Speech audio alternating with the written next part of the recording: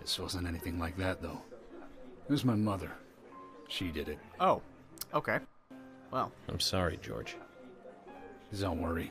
It's ancient history. The world is flooded with unreasonable violence. The strong overpower the weak, adults over children, men over women, and criminals over their victims.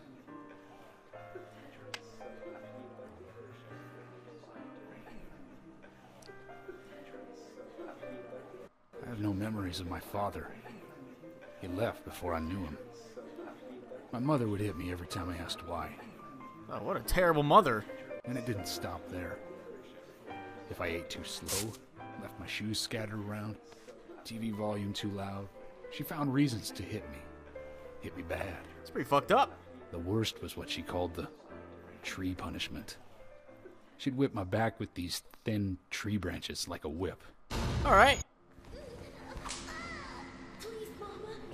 I won't do it again. That hurts, Mama. It's fucking crazy. What the hell? I'm sorry.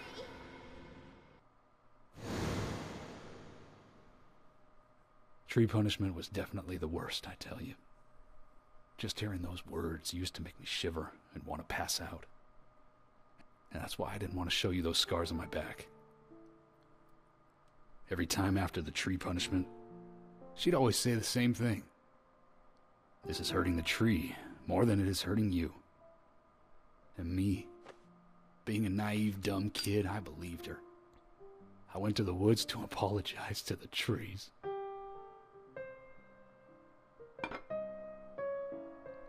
All right, well, I think it's time to go home.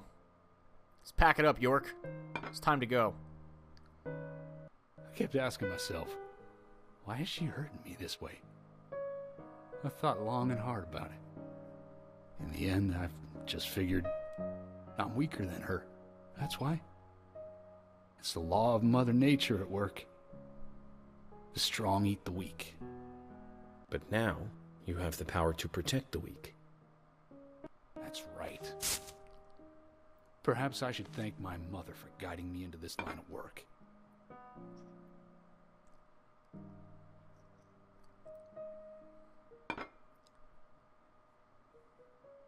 York. I've been an arrogant fool, haven't I? And if it weren't for me, both Becky and Diane would still be alive. I could have saved them both. You know, it's almost like they died because of me. You're out of your mind. I invited you to this bar for a drink. But I guess this bar is my confession chamber. And I wanted you to listen. And to tell you, well, you must already hate me for causing all these problems, not following your orders. York, I'm sorry. I'll follow your orders from now on. You'll have my total cooperation. George, you've been as cooperative as you can be. You even invited an FBI guy to a bar for drinks. You've done a good job protecting this town. And the folks here respect you for that. Nobody can blame you for anything. Thanks. I do feel a little better. Well, fantastic. George and I had a little bit of a, heart-to-heart there. A little bit of a heart-to-heart. Hey, it's Carol. What's up? Hey, Carol. Becky is dead. Diane, too. I just thought you should know they're dead. We've got Nick in custody as a suspect. Nick didn't do it. I know. Carol, you took a locket from Diane, didn't you? A locket with this mark on it.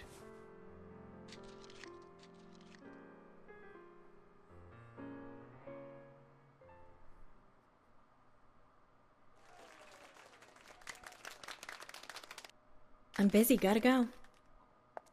Okay. Way to duck out of questioning from an FBI agent, I guess. Are those like puddles coming out of, like, what? Is the floor wet? A weather doll? The hell? Oh, great, she's gonna sing. Oh, here we go.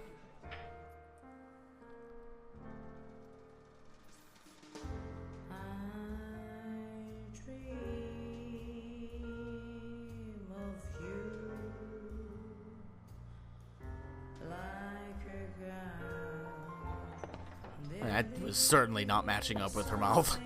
Not even close.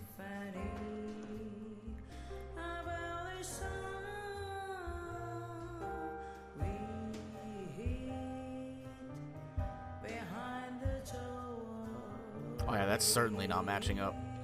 Well, good try. A for effort.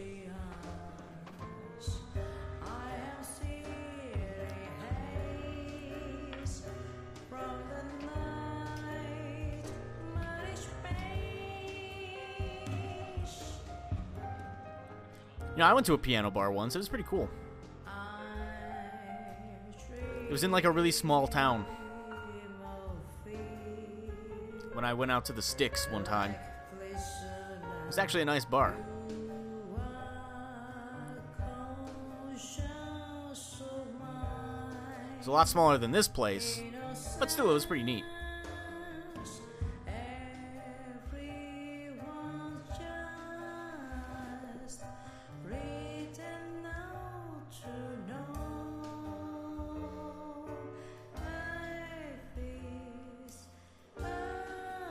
Okay.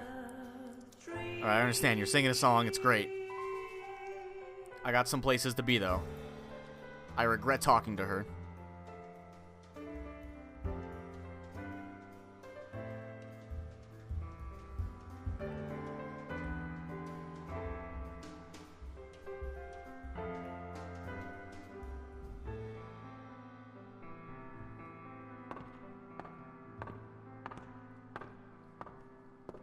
Well, thank goodness that's over. Scattered applause. Very scattered applause for that performance. Alright. Well, shall we get the hell out? Oh, can we talk to her again? Can she sing again? See what she has to say. My brother is at the sheriff's department, isn't he? Poor guy having to watch over Nick who didn't even do anything. Wow, you sound butthurt, lady. Fuck you. I think all we have to do now is go to the hotel.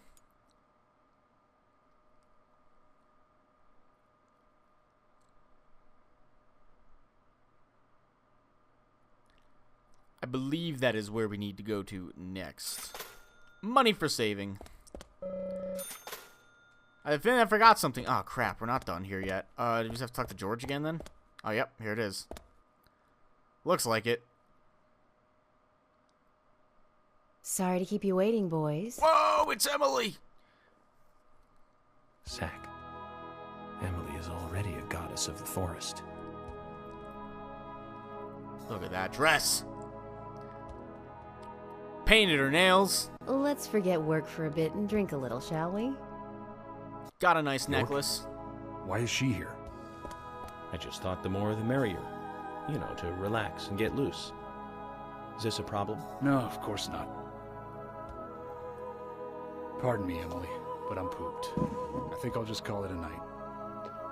George, I just got here and you're walking out on me? I was hoping the three of us could have a drink and let out a little steam. Ooh. I'm afraid I've already had enough. I've had one beer, I'm done. And I already had a good man-to-man with York. So I'll see you guys.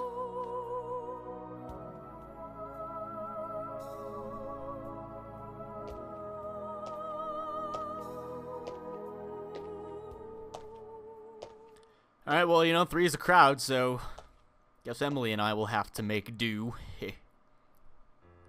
I think George likes you, but he's avoiding you all at the same time. How astute. There's a reason? Nothing worth going into. It's a thing of the past.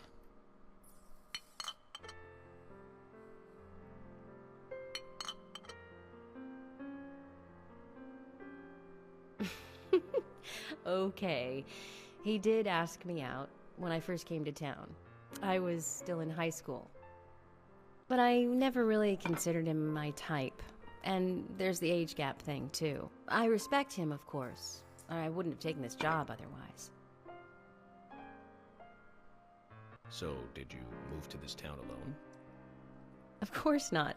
I came with my parents. Tell me about them, then. Sure, why not? My dad dealt in stocks in New York. He was hardly at home when I was a kid, always working. Those pieces of paper were far more important to him than I was. Which is no different now, really. I don't see much of him. My mother, totally different story. A wonderful person that I still respect. She was always kind and understanding. Not only that, but she would always help me find my way. She could be fierce, too, scolding me if I took a wrong step. We had our battles, sure, but all in all, she was a wonderful mother. Past tense? Yeah, she's gone now. Cancer, just before I graduated high school. She gave this to me just before she died. I take it with me wherever I go. It's what I treasure most. I'm sure she's very proud of you.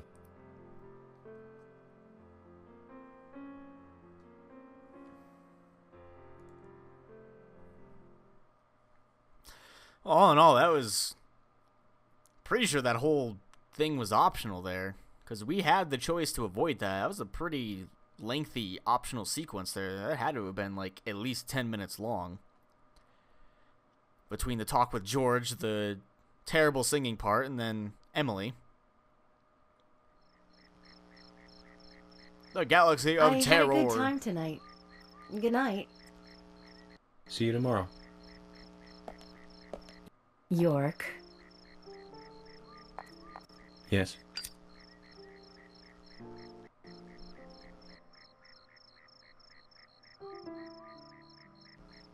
Please, don't lie to us, okay?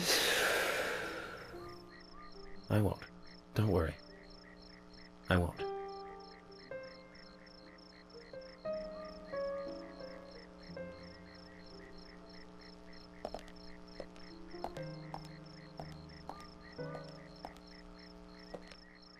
Okay. Oh. Off to the hotel it is, then. And then, after whatever hotel sequence there might be, any sort of, like, cutscene, etc., probably go ahead and end things there. It's a mere 1,000 yards away, so this should only take about a minute to get there. Unless York has something to talk about, in which case, then I'll probably have to sit in the car and wait for him to finish it up. Well, let's speed this up a little bit. The amazing booster. Oh, great, here we go. Remember? How many years ago was it now? That multiple homicide of young girls in that college town in Illinois. All the victims were cut open from the throat to the crotch. Ripped right open. Oh, that's terrible. During the autopsy, a second stomach was found inside the first victim's body. Of course, she didn't naturally grow a second stomach. One of the stomachs belonged to someone else. As more victims piled up, there was one with 2 hearts, one with 2 livers, 4 lungs. Different organs each time. Of course, those extra organs didn't do the girls much good. Right, Zach? And they say too much is never enough. In the end, we arrested a professor at the men's school. They found the body of his daughter, dead, and the missing organs at his house. Do you remember what he said when we took him in? I was ordered to restore those deformed bodies back to normal. And remember who he said ordered him? An alien. Well, of course we couldn't arrest an alien, so we arrested the professor instead. Serial killers can't be caught by logic and common sense. I learned this the hard way. That first case taught me that. Since then, these cases just keep getting more and more complicated. It's a tough job. I thought getting experience while I was young would make the job easier. Are we done? Alright, that was an amazing story. Let's go ahead and pack it up for the night and sleep on it. And never speak of it again.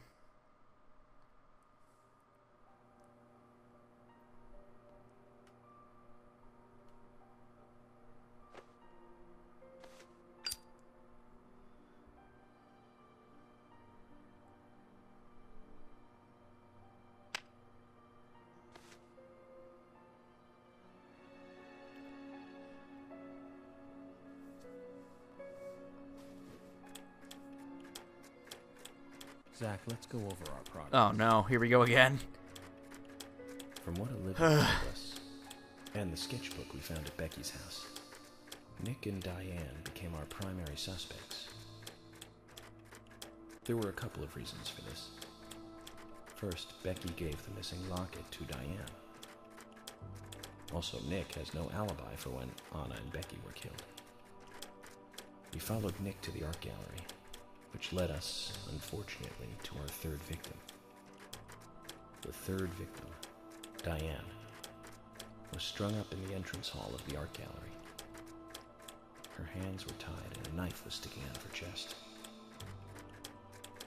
However, there was a marked difference from the previous crimes. Do you remember what that was, Zach? Huh.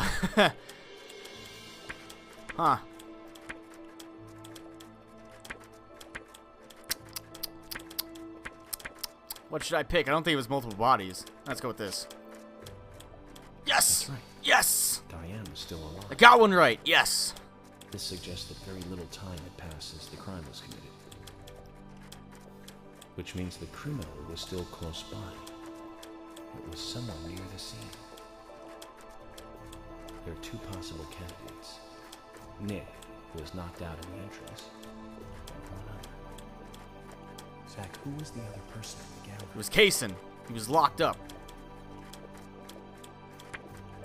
Yeah, it's obviously Kaysen. That's right. Yes! Kaysen.